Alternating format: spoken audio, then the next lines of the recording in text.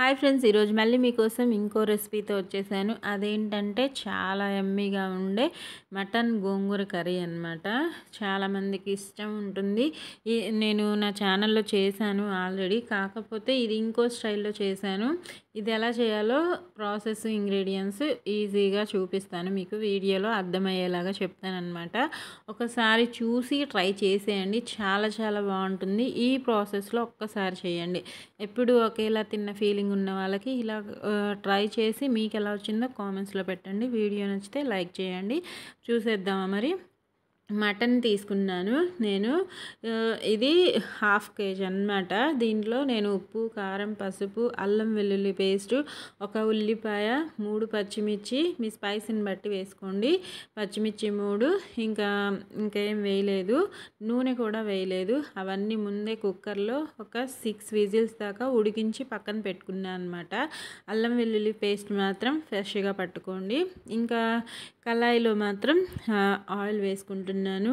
Oil ఎక్కువే పడుతుంది, ఒక 7 స్పూన్స్ దాకా వేసుకోండి. ఉడికించేటప్పుడు అప్పుడు వేసుకోలేదు కాబట్టి ఈ టైంలో వేసుకోవాలి. ఉల్లిపాయలు మీడియం సైజు అయితే 2 సరిపోతాయి, పెద్దదైతే 1 సరిపోతుంది. వేసుకొని హై ఫ్లేమ్లోనే చక్కగా కలర్ మారేంతసేపు ఫ్రై చేసుకోవాలి. ఇంకా గోంగూరని కూడా నీట్గా ఇసుక లేకుండా వాష్ చేసి పక్కన పెట్టుకోవాలి. ఈలోపు మన ఉల్లిపాయలు వేగేలోపు దీనిలో జీలకర్ర వేసుకుంటున్నాను. జీలకర్ర మాత్రం ఆప్షనల్ అండి, మీకు నచ్చితే వేసుకోండి, లేకపోతే లేదు.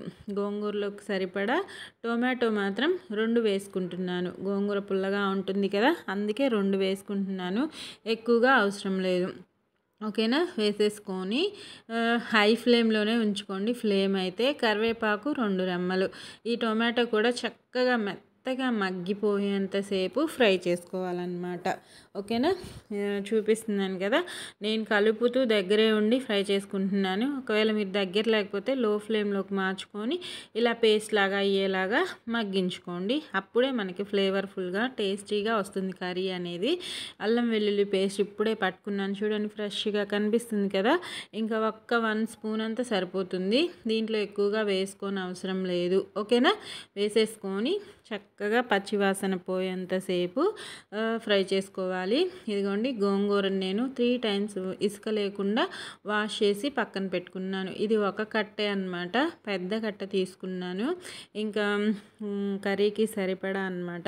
ఇది ఉడికితే మనకి చాలా కొద్దిగా అయిపోతుంది, మీకు తెలుసు ఆ విషయము. వేసుకొని ఇదంతా కలిసేలాగా మిక్స్ చేసుకోవాలి. మిక్స్ చేసిన వెంటనే కూడా మనకు అర్థమవుతుంది ఇది తగ్గిపోతుంది గోంగూర అనేది. మనం వేసిన టొమాటో, ఉల్లిపాయలు, అల్లం వెల్లుల్లి పేస్ట్ అంతా దీనికి పట్టుకునేలాగా మిక్స్ చేసుకోవాలన్నమాట. చక్కగా మిక్స్ అయిన తర్వాత మూత ఏం పెట్టలేదు, నేనైతే అలానే మగ్గించుకుంటున్నాను.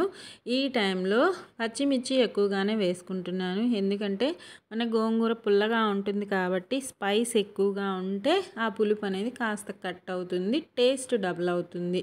ఓకేనా. ఒక 7-8 దాకా తీసుకున్నాను.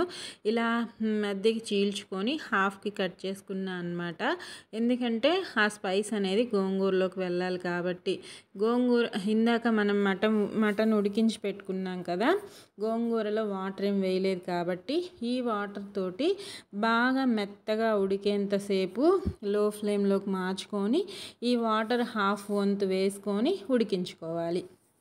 చూడండి, గోంగూర 15 మినిట్స్ పట్టింది, 15 to 20 మినిట్స్ పడుతుంది. లో ఫ్లేమ్లో పెట్టుకున్నాం కాబట్టి చాలా మెత్తగా ఉడికింది, కనిపిస్తుంది కదా. మనం పప్పు గుత్తితో అలా ఏం రుబ్బనవసరం లేదు. గోంగూరని ఇలా గరిటెతోనే మ్యాష్ చేసుకోవాలన్నమాట. చూపిస్తున్నాను కదా, ఇలా ఈవెన్గా మ్యాష్ చేసుకుంటే మనకి తినేటప్పుడు బాగుంటుంది. చక్కగా మ్యాష్ చేసుకున్నాను. ఇదిగోండి, ఇంకా ఈ 1/2 kg మటన్ని దీనిలో వేసేసుకోవాలి. మనం ఉప్పు, కారం, పసుపు, నూనె కూడా వేయలేదు. అల్లం వెల్లుల్లి పేస్ట్, ఉల్లిపాయలు, పచ్చిమిర్చి వేసి ఉడికించుకున్న మటన్ అన్నమాట. ఉప్పు సరి చూసుకోండి ఈ టైంలో.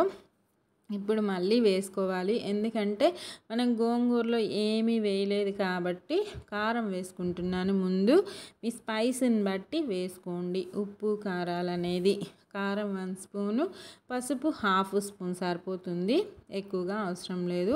ఉప్పు కూడా చిన్న స్పూన్తో 1 స్పూన్ వేసుకోండి. ఎందుకంటే ఇందాక మనం వేసాం కాబట్టి కసమైపోయే ఛాన్సులు కూడా ఉంటాయి. చూసుకొని చేసుకోండి. ఓకేనా? ఇంకా వేసుకొని చక్కగా దీంట్లోనే ఇప్పుడు ధనియాల పొడి కూడా వేస్తున్నాను. అది 1 స్పూన్ అంత, పెద్ద spoon తోటైతే.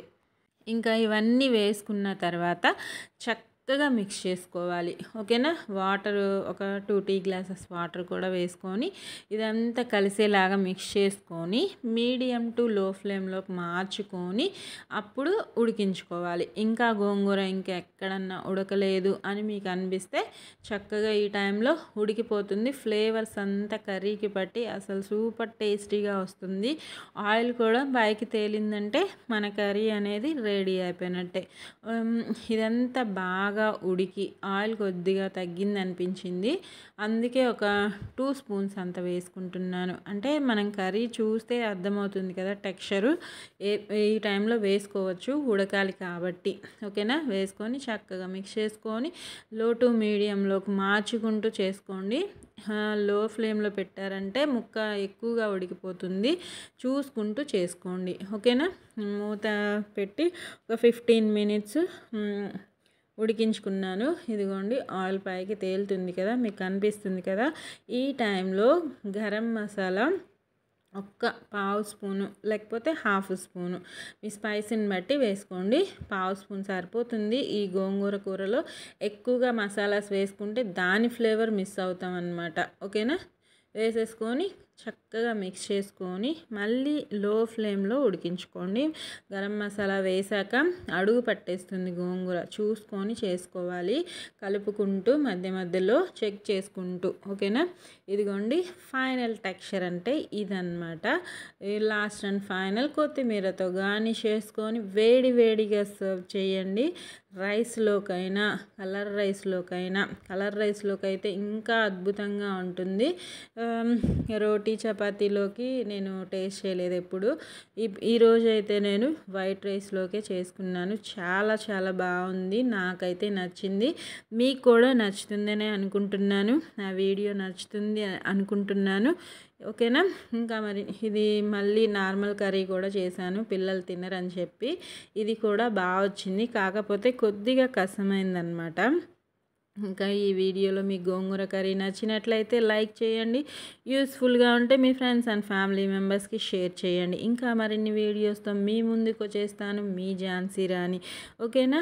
Thank you for watching friends. ఎప్పుడు చెప్పే విషయమే, ఆరోగ్యంగా తినండి, సంతోషంగా ఉండండి.